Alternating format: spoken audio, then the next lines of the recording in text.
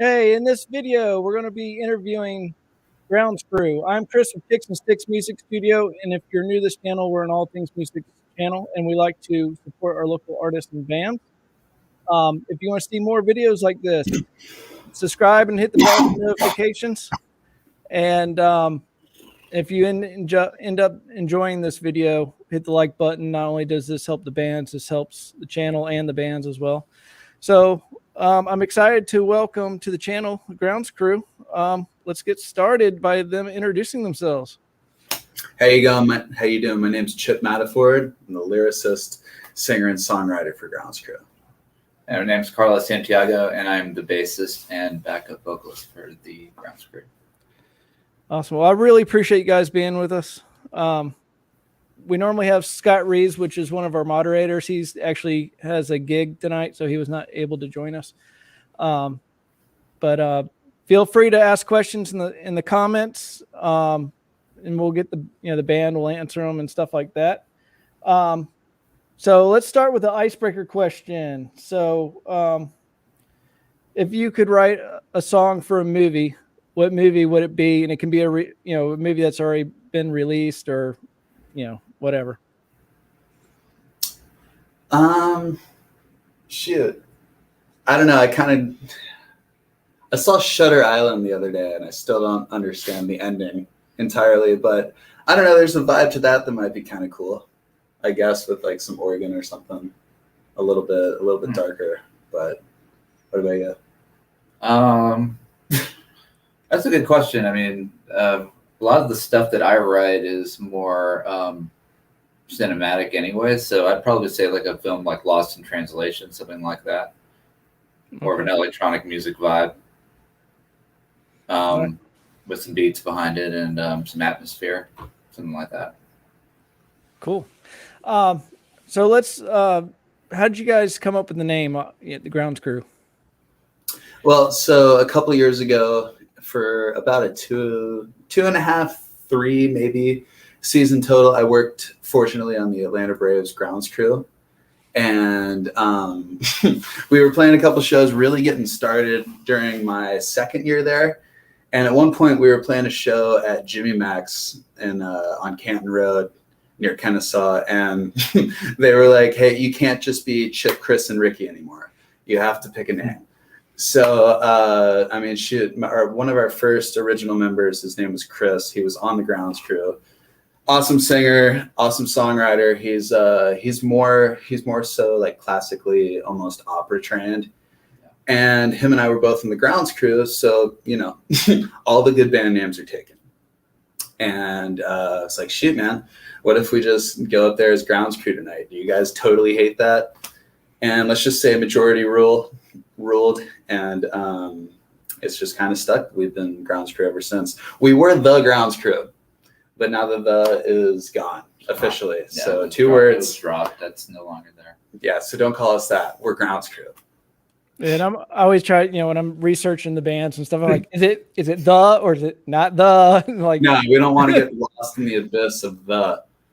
Yeah. Then I started putting the, and I was like, wait a minute, let me check it. Nope, it's not the. So you added a new member to the band. You want to talk about that at all? Yeah, not too long ago, I'd say probably right toward the end of June.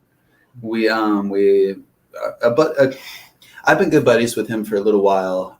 We're good buddies with the members of the Relics, and they've been around a little bit longer than us. Joseph Piper, good buddy of mine. They've been super cool and provided our band with a lot of opportunities.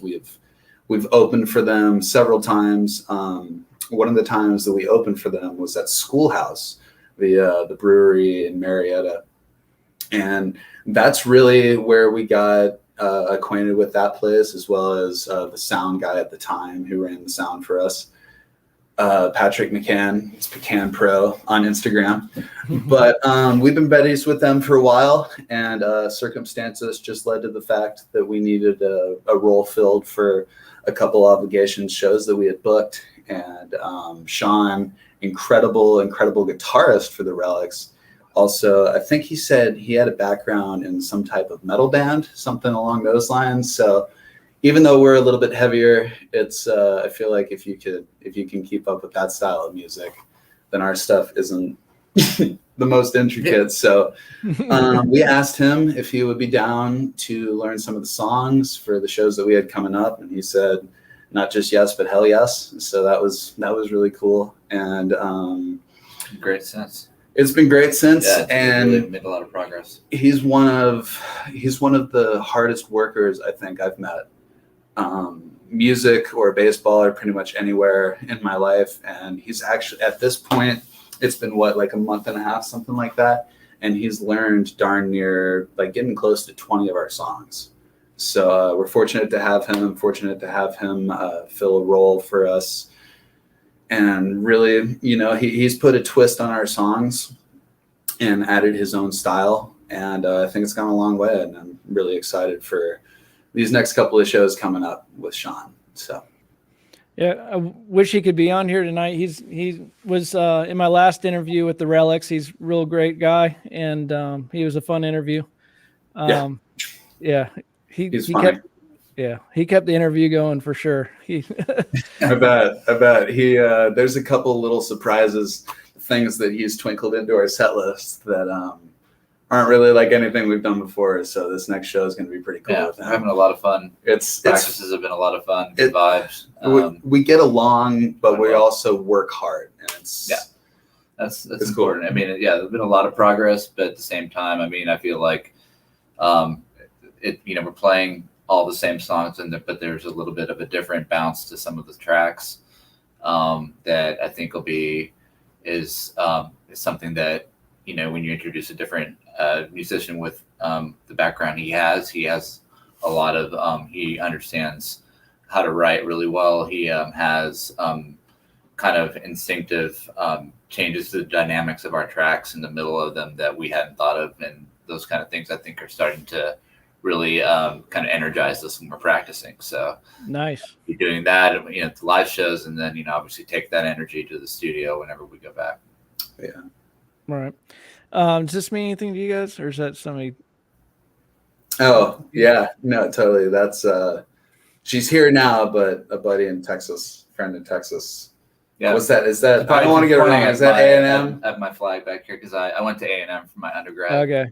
Right. So he has the keychain too. We're in my place at my studio at my house. So you that's do why. Have a flag, don't you? Somewhere. I was like. So you're getting a flavor of my life in here, but So that's what the gig'em is. I was like, I hope that's not like some slang thing for something I don't even know. It's just going over my head.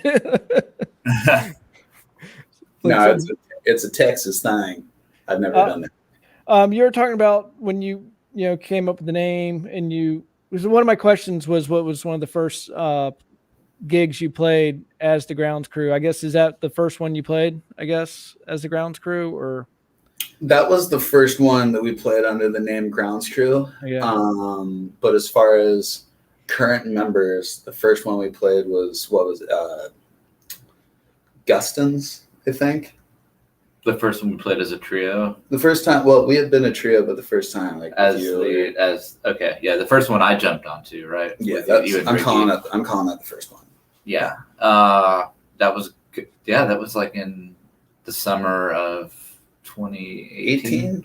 Yeah, no, because it was 3 years ago. It was my second 3 years. Second of almost 3 years on the Grounds Crew for the Braves, because I did it some this year. But it would have been Guston's. It was like in July of 2018, something like that. Yeah, it was hot out. I had a buzz cut, no tattoos, and they just threw me up there. I didn't. He came to I was still living. I went to KSU for a time, and I was still in basically student housing. And he was a trooper. He comes out to my apartment there, and it's so small, and there's so many people that we can't plug into anything. We can barely sing like normally without like upsetting a lot of people. And so we came out, we just put the chords down on the tabs for some of the covers we were doing, and I think we banged it out in like an hour or something. Oh wow. And it's fun. A lot of fun. Good night. Speaking of tattoos, you got some new ink, didn't you, the other day? Or no? No. I got one. I got the cross and I got the cross and a treble clef behind my ear probably about like a month and a half ago. So okay. that thing I put out was pretty old. Oh, okay. Sorry. No, it's fine. It's fine. No, I put it out. I got the cross. Christian, obviously, punk band, a little bit different lyrics, but I got the cross, just kind of a reminder of some things that in my life I'm trying to work on right now. Cool. So, craziest thing that's ever happened while you guys are performing, or funniest, either one. In this band, or and it, like ever. Fight ever. I mean, cause I think we. Your last band, you were together like a little bit longer. No, I mean, I've had some horrible stuff happen to me on stage. Yeah. I've had just complete, full on blowouts on all of my guitars. I've had straps fall off, in the middle of the show. Okay. Which is always, all right. I think that anybody who plays music, that's the night. I mean, again, like there's ways to avoid that, and usually you learn the hard way once, and then you get strap locked. But thanks a bunch. But that's usually like, Center. I know it's usually the beginning of anybody's music career where something like that happens. But speaking of which, and then it should never happen twice. No, I've had that happen. Like I had a new guitar and haven't put shallers on it yet, and it fell off. Luckily it wasn't live. It was like just at home or something. But yeah, luckily it didn't break. It's not a great look in front of a group of people. It's not. For me, it was the same thing, and it was in front of people, and it was one of like our earliest things. And recovered well. There was this girl there that I like really had a huge crush on, and it was like I think it was the second song, and I had just gotten a Jaguar. And Keith at Guitar Center, he's a good guy. I'm just kidding. He put it in. They had to super glue it because I guess like the hole from the guitar, the original strap, wasn't big enough, and they had to like put a little wooden lead edge in there. But we're playing, just going through it, just whatever, and then it falls out. My guitar just like falls off of me, and I catch the strap so it doesn't hit the floor and just totally dominate the head. But it was at Rockin' Taco at like Buckhead. Oh yeah, that was right. And fortunately, there was a table right next to me. So yeah, you recovered pretty good though. You had to get the stool. I mean, it's just never a fun thing. Like it, your guitar hits the ground and then it goes out of tune, and then it's horrible. I have my Fender back here has. One time I had a strap drop like at my prom party in high school. My band played there, and same thing happened. It was like, shoot, 1 and 2 in the morning. It was no good. So anyway, those are embarrassing moments, but it all involving strap locks and stupid stuff like that. Yeah, I just let out my favorite expletive and picked up luckily the chair that was right here. You recovered, and I played the rest of the show just like this. You weren't happy though. I wasn't happy, but we sounded damn good. You were not happy. Yeah, like you drop a Les Paul like that, it's gone. Like those necks just snap. Yeah, exactly. It's not exciting. At least Fender, they were pretty stout. They take a beating. They're tanks. All right, so I had questions for each one of you. So Chip, what do you enjoy more, guitar or singing? It used to be guitar, but I feel a lot more confident, I think, in singing now. So I'm going to say depending on the day, which one I like more. And today, I had to drive in the car 40 minutes to get here, so I sang a lot. So today it's singing. How about that? So for Carlos, I don't know if I was trying to word this question differently, but who has like what bassist has like your favorite tone? Tone. Yeah. Bassist or basses? Oh, that's tough.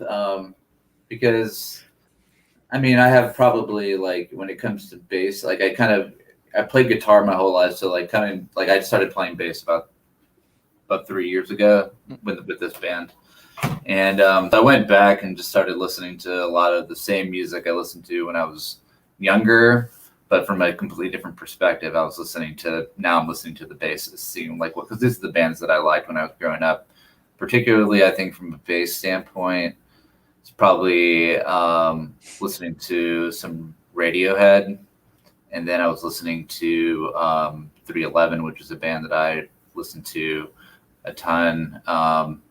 And then another band that I listened to also was Incubus. I really like their bass player and the tones that they pull out of their music. So I'd say those are the three groups. I think it's Colin Greenwood and Radiohead, and then Peanut and 311 and Alex from Incubus. Those are probably the three main influences from a tone. Yeah, and I mean that's just all three of those guys. If you watch them play, they do all sorts of incredible stuff. So that's really my background. So, what was your biggest challenge going from guitar to bass?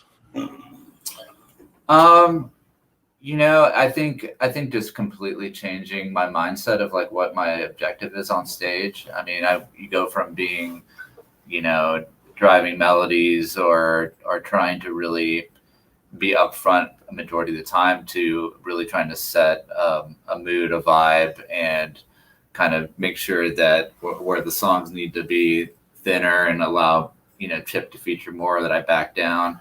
Dynamics. Yes, dynamic.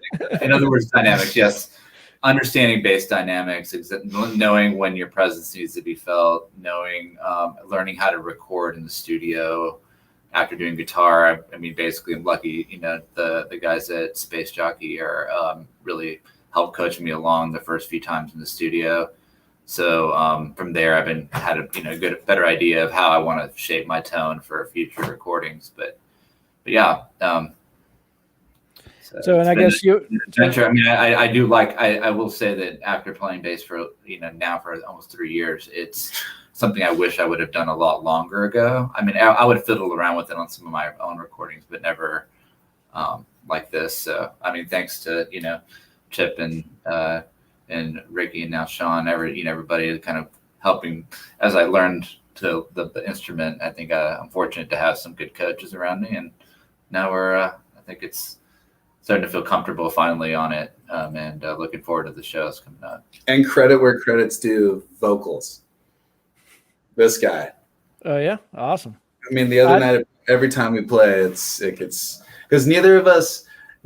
I might have gotten to this point earlier, but neither of us have always been like entirely confident or comfortable singing. Not at all.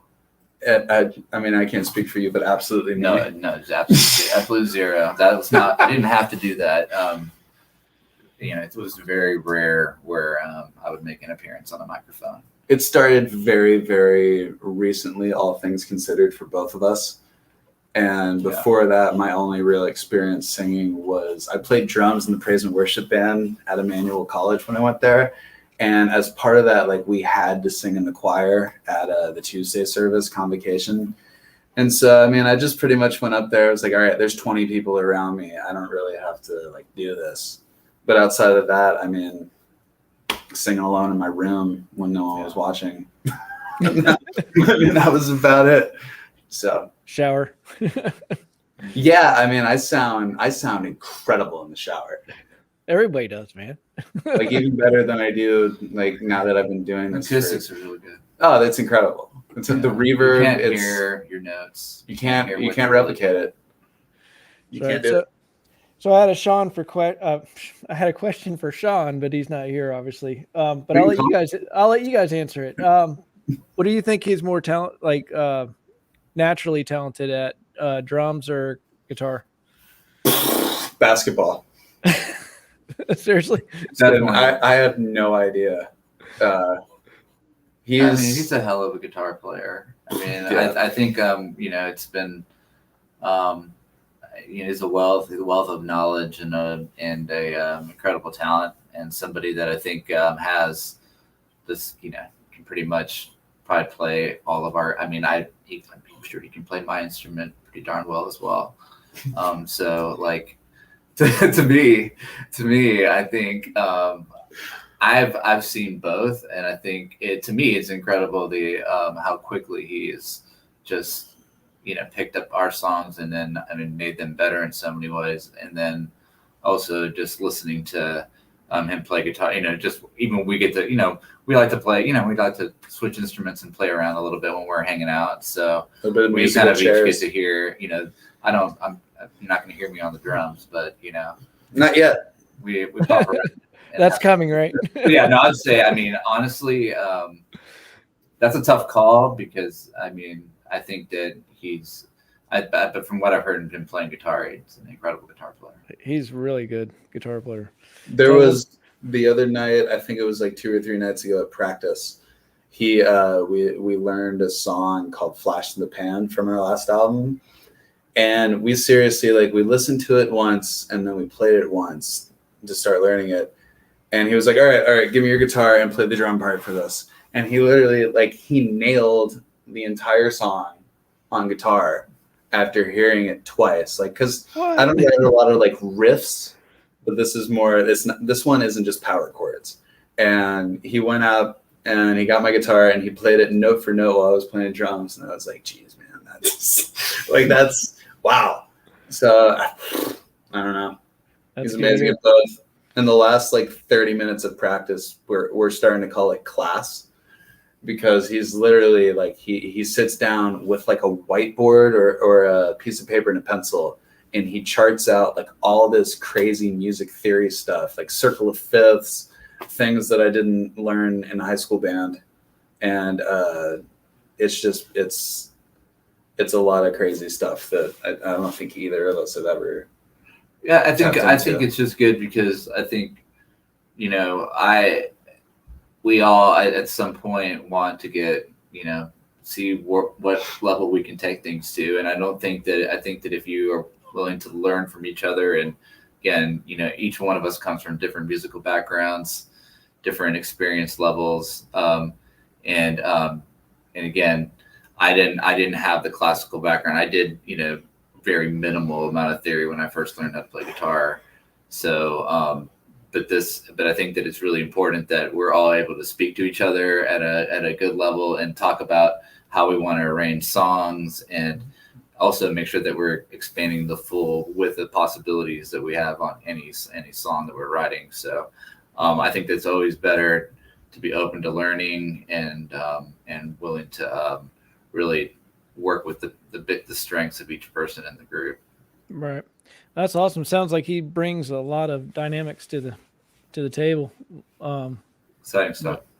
I've learned a lot. It's seriously we call it class because it feels like you're going to a music class in school or something. Right. It's way cooler than my high school band class, by the way. It's a much cooler class. It's significantly cooler. That's awesome. I do this is a repeat question. I do it, the last probably 10 interviews, but I think it's good. What's positive that's come out of the pandemic for you guys?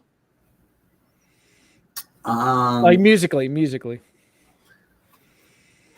To be fair, as far as when we started releasing our own stuff, one of the best things that has come out is the majority of our releases.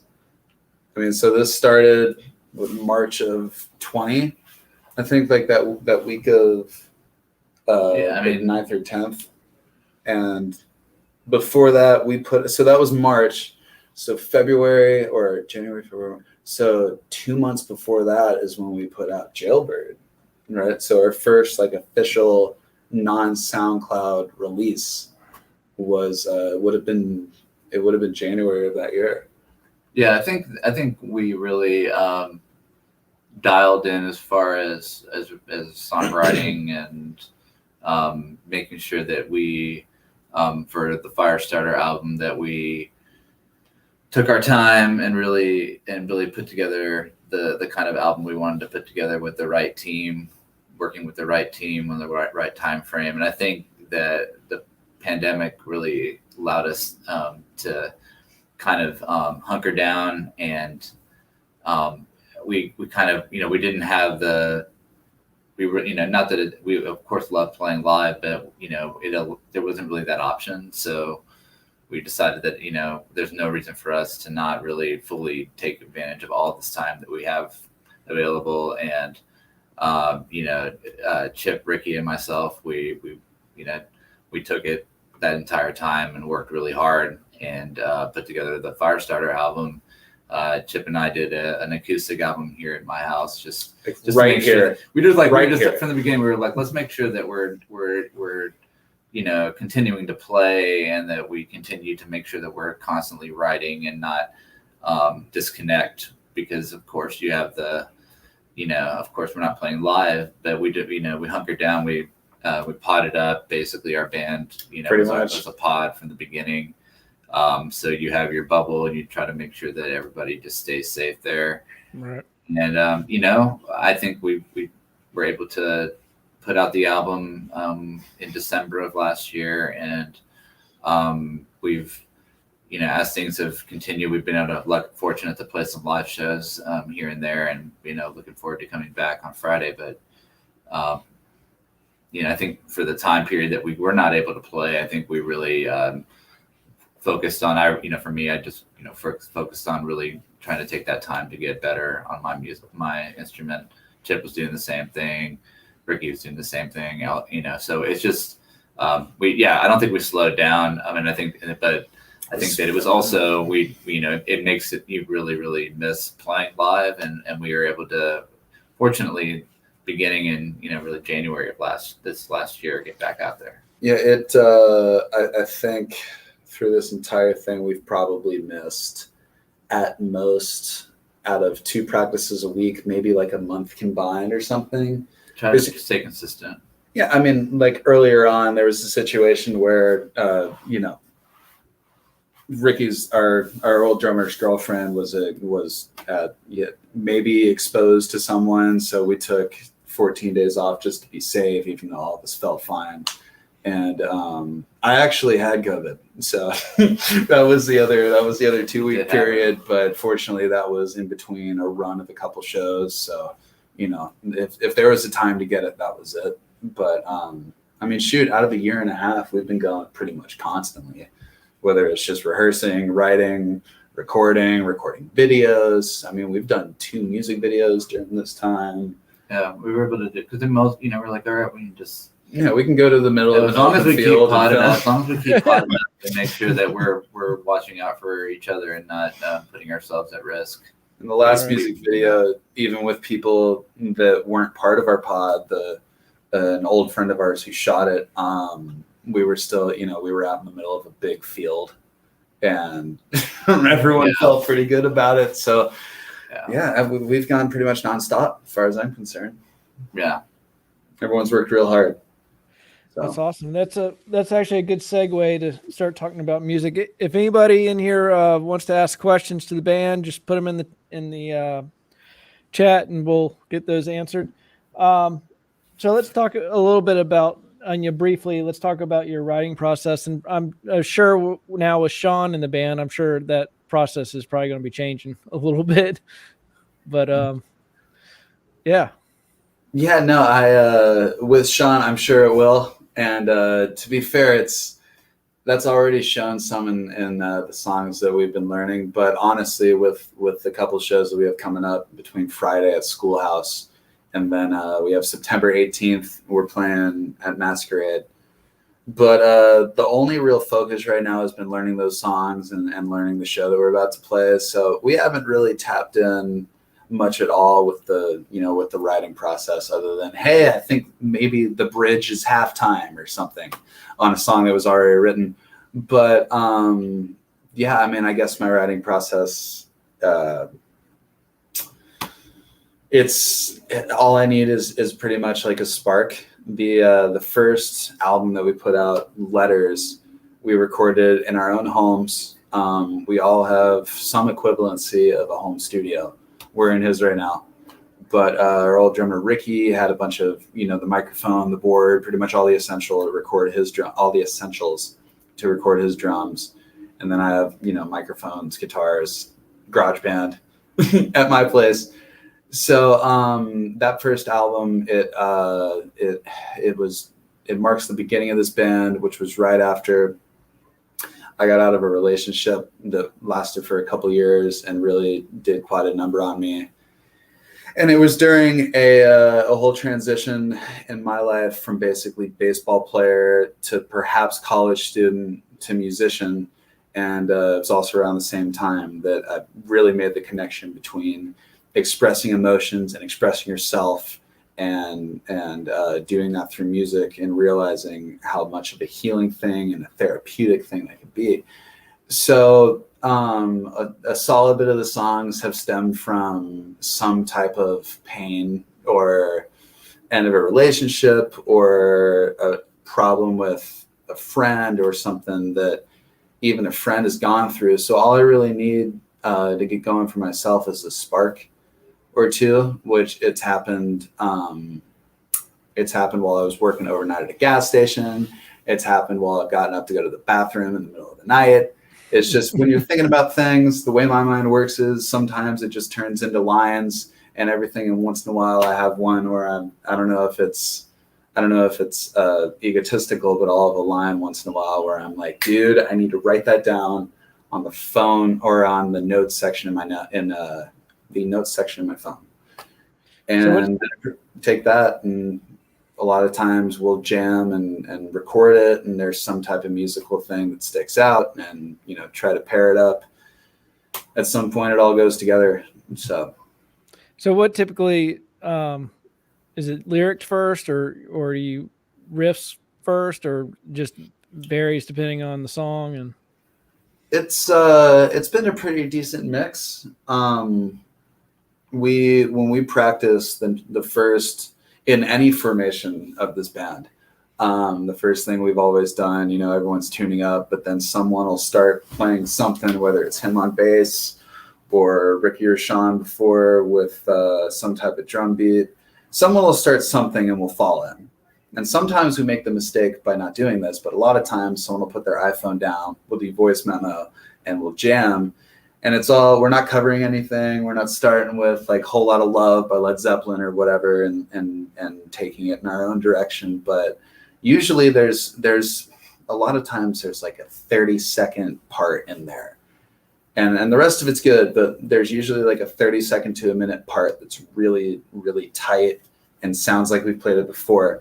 And with all of these lines that'll come to me and all of these lines that I write when I'm, feeling whatever, I'll go around, we'll isolate that part. I'll drive around to it. Sometimes it turns into a song, sometimes it doesn't. But I found the most natural way of writing lyrics is just to sing what's most natural with it. And a lot of times I'll read those lines beforehand and just see if it fits in. And that's how it turns into a song. So I'd say overall, probably more lyrics first, because to me that's, as the front man of this band. They're there. I mean, yeah, it's the most important part are there. I mean, you have kind of the topics you want to write about and sing about. Topics, and it has like to mean something to you to be able to sing it. And so you already have kind of the ideas. And then, I'll usually hear a riff that you come up with or something. Yeah. And you're like, here, listen to this. And then when we get back together, I'll listen to it and then I'll just jump in. Yeah. And if Ricky and I both heard it, or now Sean, if he's heard it, it's one of those where it just happens. You just start playing. You start playing to it. And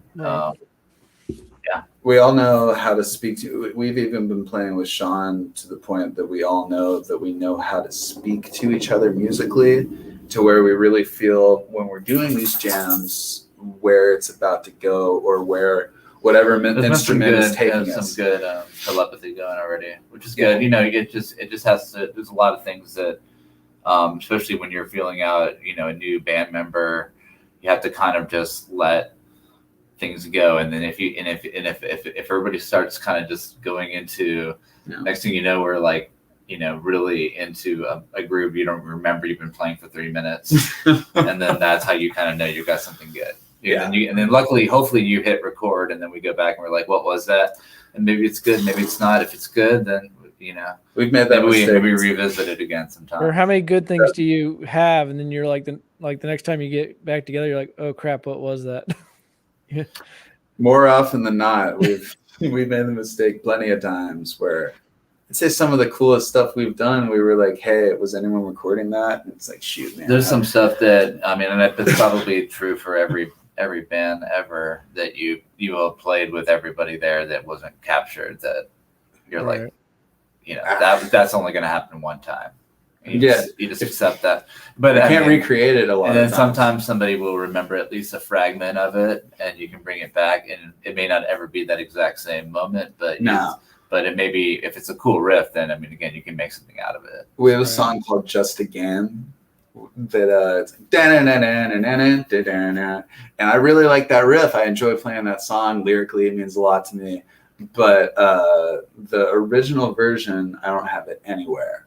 But the original version of that song, the way the riff started, because usually like you start a song with like lyrics or whatever, and usually like when you mold it, it gets better, or so you hope. But the original version of that riff is pretty much nothing like what it is now. But I liked it way more, and I wish to God I could remember it, but I have no idea how it went. And even Ricky was like, dude, did you record that? And I was like, no. And he was like, all right, pull out your phone and go for it again. It's like, all right, this is how I think it went. It ended up being fine. I mean, I love that song, but I just remember the original way I played it. It was way cooler. Let's kind of combine these two questions. I guess your music style and your biggest influences, because obviously your biggest influence is probably kind of your style, right? So yeah, so my father, we call him Mr. Music. He introduced me to a lot of things. A lot of them aren't like the music that we play, but he identified as a Deadhead in the 70s, 80s, and 90s with the Grateful Dead, following them around.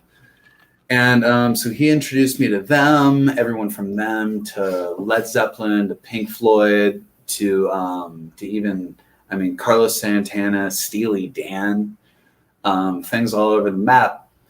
But right around the time that I was a freshman in high school, I started, listening to this thing called punk rock and alt rock.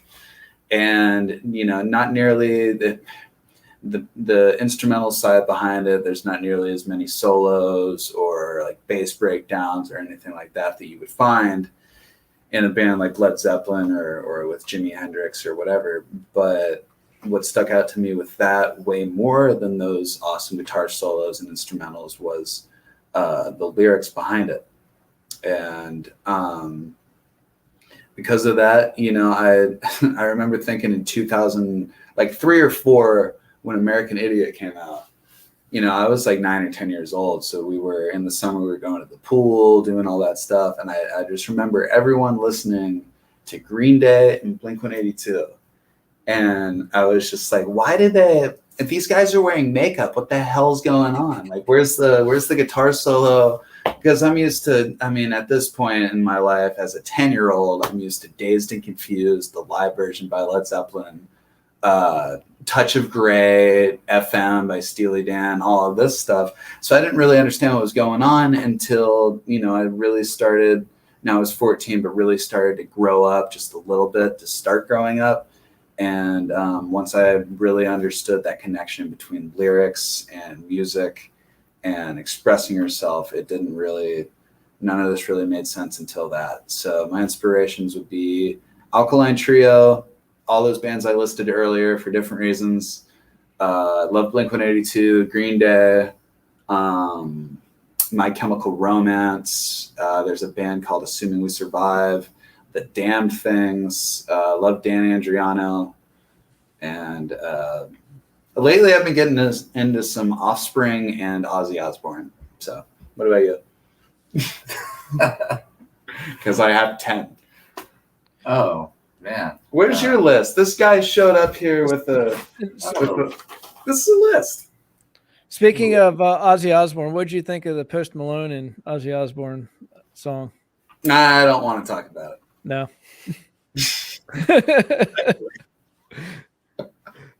I thought Under the Graveyard was pretty rad though. Yeah. But no, you have a lot more of like a psychedelic kind of like more like chill vibe with a lot of your? I mean, I listen to a lot of different stuff. I mean, as far as influences go for our group in particular, I mean, I grew up when I was in younger. I went through the same phase with. I mean, grew up with Green Day.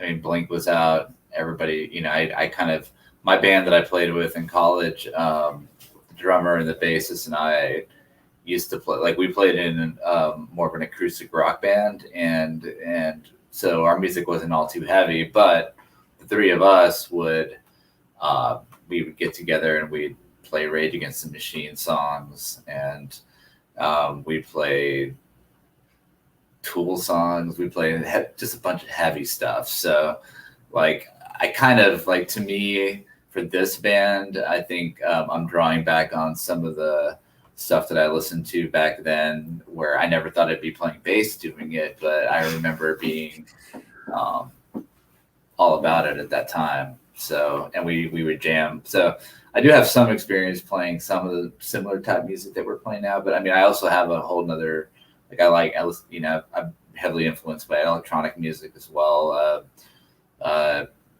Going back to Chemical Brothers, Thievery Corporation, Massive Attack. Who else? Air, Odessa, Smashing Pumpkins, Tame Impala. I mean, I've got there's like a lineage of music also that probably lies more on the electronic / psychedelic side as well. Right. Psychedelic rock, alt rock. That merger that happened around 2010, the music I thought really took off again. So I've kind of been into some of that as well.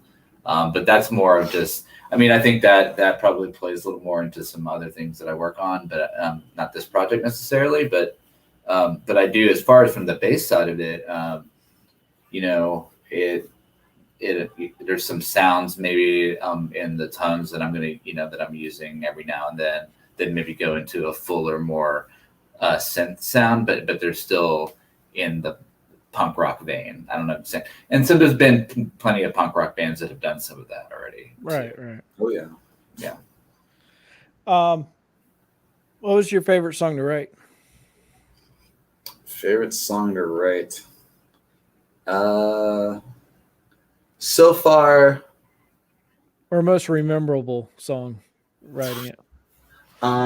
There's a song called Forgotten Days that it's seen a couple different reincarnations, as it were. And originally it was called Home, and it was demoed a couple times. And the lyrics for that, probably, besides Put the Fire Out, those are my favorite lyrics. It took me probably, when I wrote it, I went through my normal kind of writing process, which is where I'll be messing around with something and I'll have a full verse and I really like it. And so I'll lock myself in my parents' basement, basically in this closet where I have an electronic drum kit, one of his older bass guitars that he's been nice enough to lend to me, and then a guitar and GarageBand, and I'll just bang out the whole thing in like a day and a half, 2 days. And I mean, when I mean that quickly, like I don't do anything else.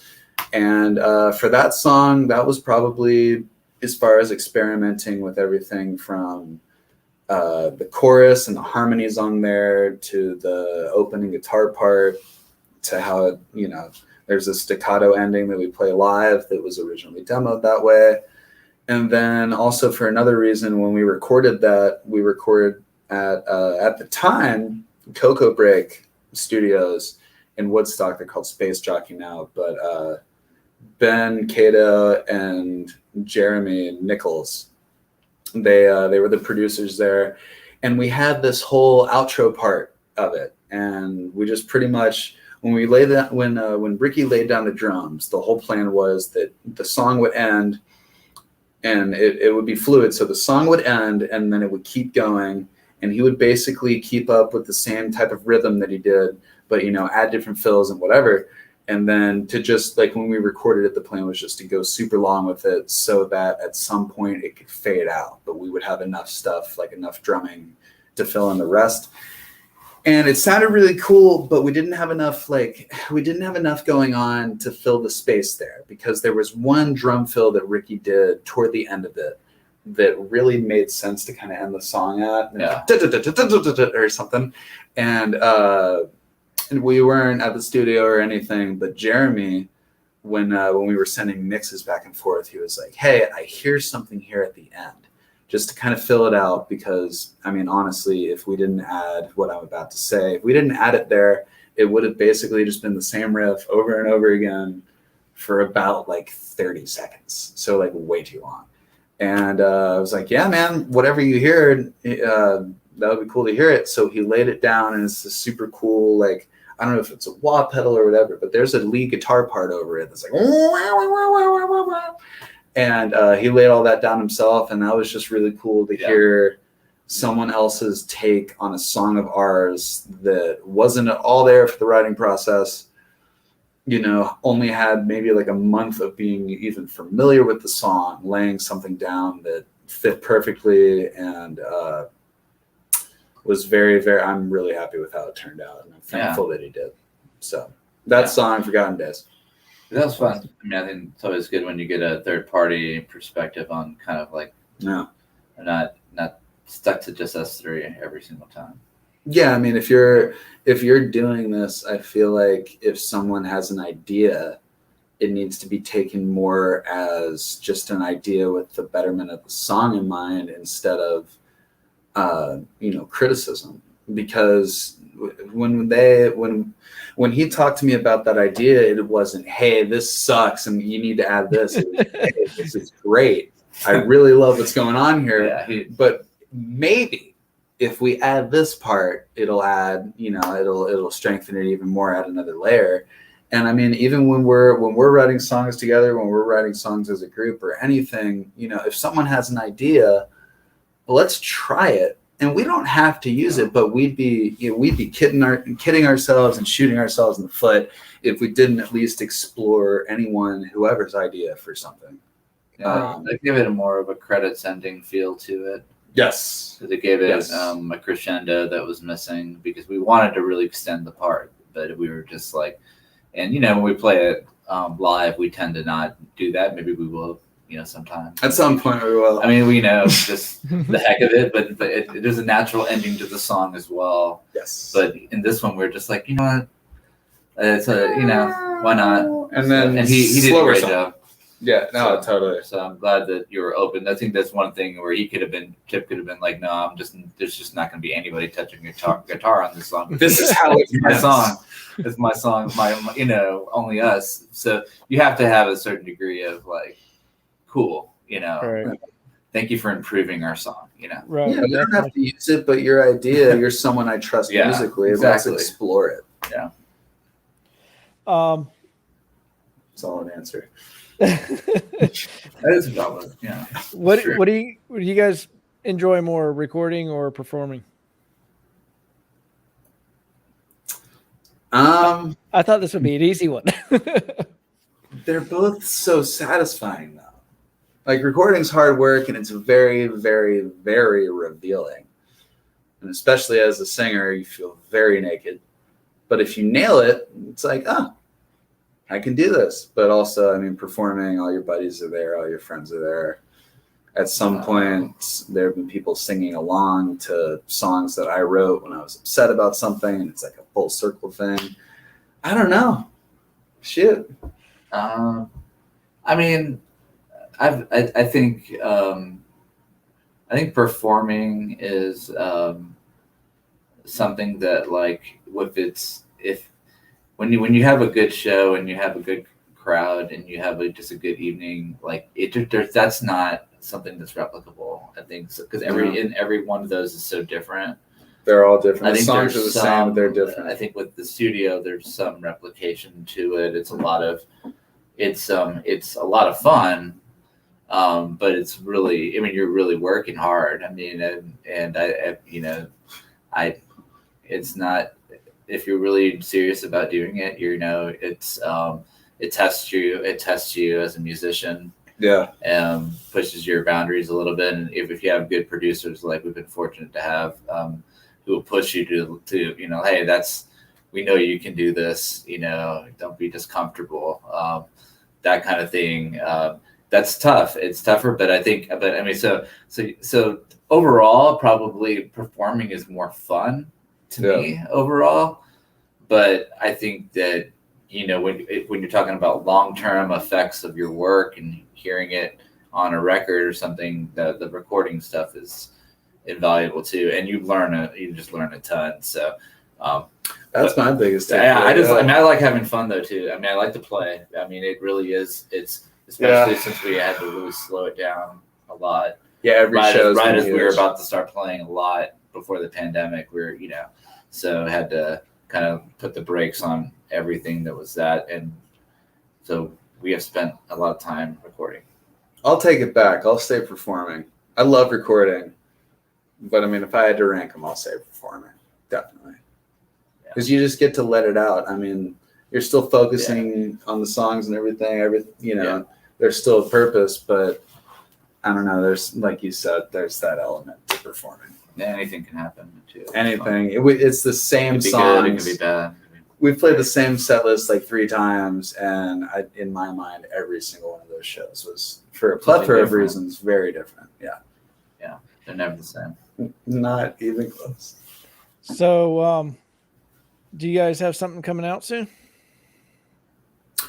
Well, we just put one out. What was it, July 23rd? We did just put out a new single. On July 23rd, we put out a song called While We're Waiting. And it's going to be part of the new album that we're working on. And we'll be going back into the studio at some point relatively soon to keep going on it. But it's kind of probably the first taste of the new batch that we're still perfecting. It's still like brownie mix. It's brownie soup. You got to leave it in the oven. There's a lot of things going on with it. But While We're Waiting, it's the one that's a white background with a black rose on it. It's for all my friends in Texas, and it's our most, I'd say our most positive sounding one we put out in a little bit. But that came out July 23rd, and it's available everywhere. We're working on something else for it. That, I mean, who knows when that's going to see the light of day? But that's the most recent one, and lyrically, to me, that's really important. And you guys are playing. You want to start talking about where you guys are going to be playing? I guess you're playing at Schoolhouse Brewery on Friday, right? Yeah, this coming Friday, Schoolhouse Brewing. We're telling everyone 8:00. It's just us. It's our show. We're doing pretty much all original music. There's no opener. It's free. There's beer. Oftentimes, there's a couple. Schoolhouse has very good beer. Very good. Very good. Oftentimes, there's a food truck. Or you were there with that grilled cheese food truck, and remember? Do you remember that? Yeah, it was good. I liked it. It was great when I had a bite of someone else's, because by the time I got off stage, the guy had closed. But Schoolhouse Brewing next Friday, 8:00. There's going to be something old, something new, and something borrowed and something blue. Damn it! So it's going to be a fun time. I think we're hoping that our weather cooperates with us. Knock on some wood. Yeah, and we can get through the whole without a rain out. But I think we have to pause the show and clean the field up and get back out. If we have to pull the tarp, I mean, we're getting this ball game in. Yeah, I think it's going to be fine. I think we'll be all right. I think it's going to be a good time. We've had, I think this will be the 3rd time we played there, right? This is the 4th, because the first time, like I said earlier, the Relics. That was the first time we played was with the Relics. Asked us, and then we did a show in like November that was super cold. We had no business playing outside that night. And then we did actually the first album that we had. One too. We did that one, which was the album release release party, even though because of COVID it had been out for like 6 months, but that was our release that show. was like that was the first time we actually did anything out. We were like, we can be outside. We're kind of, as long as we're outside and masks, as long as we stayed safe. Come. And so that was like a rare chance to actually play. It was but it was kind of weird times. It was a fun show, but very weird times. Yeah, no, it there were a lot of that. Yeah, Schoolhouse means a lot to me and us, I'd say. But so yeah, I think we're looking forward to that one, and then I think Chip mentioned the 18th at Masquerade, right? Yeah, Friday. it's or Saturday. It's a Saturday. These are Schoolhouse is Friday, Masquerade is Saturday. I want to say September 18th, and we're opening for a band called America Part 2, and very similar music to ours. I've never met them. We've never played with them, but I looked up some of their stuff. What? Are they local? They're not. I want to say they're from. It might be like New York or something, somewhere up north. But they have the blue check mark next to their name on Instagram, so they're legit. It'll be cool. The blue check mark is very telling. It'll be fun. It's always good, because it's been a while since we've had, we're starting to finally see like people kind of coming through touring again.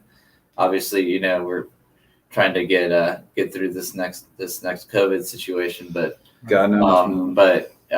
you're finally starting to see some out of town bands come through. I saw Green Day 3 weeks ago, and it's fun to again to start. That's part of the live performance thing, is meeting bands from all over the place, and really sharing your music with them as well, and learning like who are the indie bands in New York, who are the indie bands in Philadelphia, who are the indie bands, wherever. Yeah. That's the magic of Instagram, getting to know each other real well.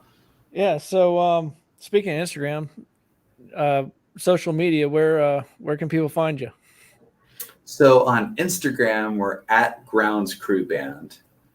And then our Facebook username is? I think it's either at TGC Band or something like that. If you type in Grounds Crew Band or the Grounds Crew, it'll pop us up, because there's really I think we are the only, at this point, only Grounds Crew in music. Music, that's the key. So that's where we are. That's where we exist as a. That's where we take up That's space. where we were. We looked it up and we were like, oh, we can do this. Okay, we can put. I think it's cool. I mean, again, we can make it an LLC.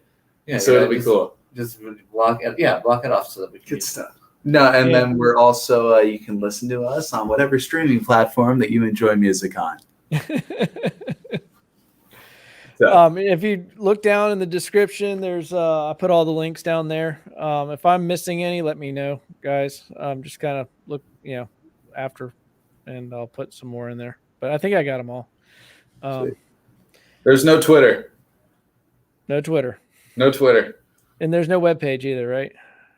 We have a link tree, but and Bandcamp. We do have a Bandcamp page. We have the link tree. /Grounds Crew. Let me give that one to you guys. It's a good one too. If you go on our Instagram, or my personal, in our bio, the link's gonna be in the bio for you. There you go. No, that's cool. And they played our newest "While We're Waiting." We're gonna put it in a couple days. They fortunately and coincidentally, they played it at the Braves game on Tuesday against. I think they were playing the Reds or something. So that as far as what songs mean the most to me, I'm going to go back to an older question. Forgotten Days, and then While We're Waiting. They played it this past Tuesday, and I don't want to be egotistical, but geez, that was probably the coolest night of my life musically. So that's awesome. And I saw something a couple weeks ago, or maybe a month ago or so, where they played something too, right? They did Put the Fire Out. Yeah. I was out there. My girlfriend and I were there at that game. Yeah, they came out, and we heard it. It just was. This time there was no rain. It was great. Yeah, it was raining. They played it last time. And, hey, it still happened. It still sounded cool. I mean, it's exciting. I think it was a huge stadium, and you could hear our instruments. That's always exciting. But when he went this last week, it was not raining. I was down by the dugout. I was like, I wrote this song. It was me. I wrote this. This was my band, and I wrote this song, and I'm not BSing you. It was awesome because I'm good buddies, and I have been for a couple years with Casey Motter. He's the PA guy for the Braves. So you know how you're at a game, it's like the first baseman number 5, Freddie Freeman. Yeah. Him and I have been buddies for like a decade now. All the power just went out. Oh, that's all right. That's why we use batteries on our laptops. Boom. But now they put us in the Braves game. And it's back. Yeah, sorry. Screens are back. Yeah, I don't know if we had lightning outside or something. I don't know. Sorry, we're wrapping up anyway, but that's got to be awesome. I can imagine having your song played. Oh, I cried the whole time. You did. I did. And this Green Day was playing there. I saw them 3 weeks earlier. Yeah. So it was like, okay, this is the place I saw Billy Joe Armstrong. They're playing my voice. It's cool. I wanted to go to that concert, and I lost the battle, and we ended up going to Dave Matthews instead. Oh, darn. That stinks. They were on the same night. I was like, man. Oh, they were? Really? Yeah. Where was Dave Matthews? Where was that? I can't remember what it's called now, but in Alpharetta. Chastain? No, Alpharetta, where it used to be. What was it used to be called? It was Is that the Live Nation? Amaris. Yeah, it keeps changing names. So I can't. Yeah, they change their name all the time. Yeah, it's like a different sponsor every year or something. But anyway, I really appreciate you being on here and spending your Sunday night with me. And thank you for having us. It's been a good time. This was a lot of fun. Yeah, and everybody go see them play at Schoolhouse Brewery on Friday. It's free. Fun. It's free. Yes, and the good beer and good vibes. Very good beer. Good vibes, good beer, good friends, good places. And I'm going to try to be there. So 8 p.m. free show. Good times. Awesome. Well, thanks for everybody for watching, and go straight home. Be safe.